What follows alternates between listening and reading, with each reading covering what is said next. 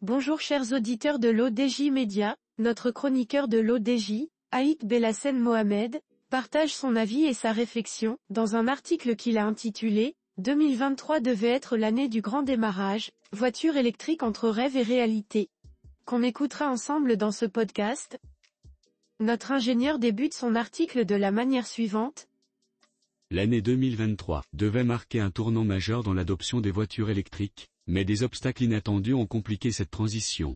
Malgré des progrès technologiques, la réalité de la production, des coûts et de l'infrastructure a posé des défis majeurs, freinant l'élan espéré dans ce secteur. Notre chroniqueur approfondit sa réflexion de la manière suivante. 2023, l'année des défis pour la voiture électrique. L'année 2023, annoncée comme une ère révolutionnaire pour la voiture électrique, a finalement été marquée par des obstacles imprévus.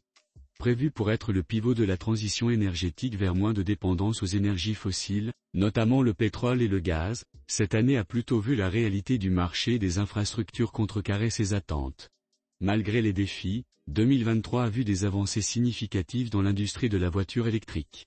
De nouveaux modèles plus efficaces et abordables ont été lancés, et des améliorations dans la technologie des batteries ont été réalisées.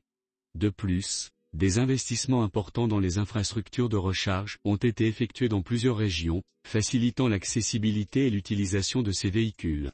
Le parcours semé d'embûches de l'électrique en 2023, cependant, l'année a aussi été marquée par des obstacles majeurs.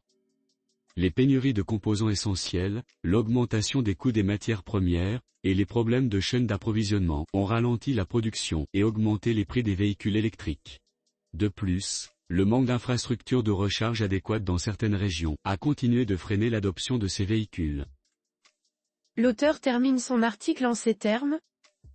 L'année a également vu son lot de curiosités. Des projets insolites, tels que des voitures électriques volantes et des modèles ultra compacts spécialement conçus pour les villes, ont capté l'attention. Ces innovations, bien que non conventionnelles, ont souligné le potentiel créatif et l'adaptabilité de l'industrie de la voiture électrique. Dans certains cercles, 2023 a alimenté des théories complotistes autour de la voiture électrique. Des rumeurs sur l'obsolescence programmée des batteries et des accusations infondées de manipulation des prix par les grandes entreprises ont circulé, bien que sans preuve concrète.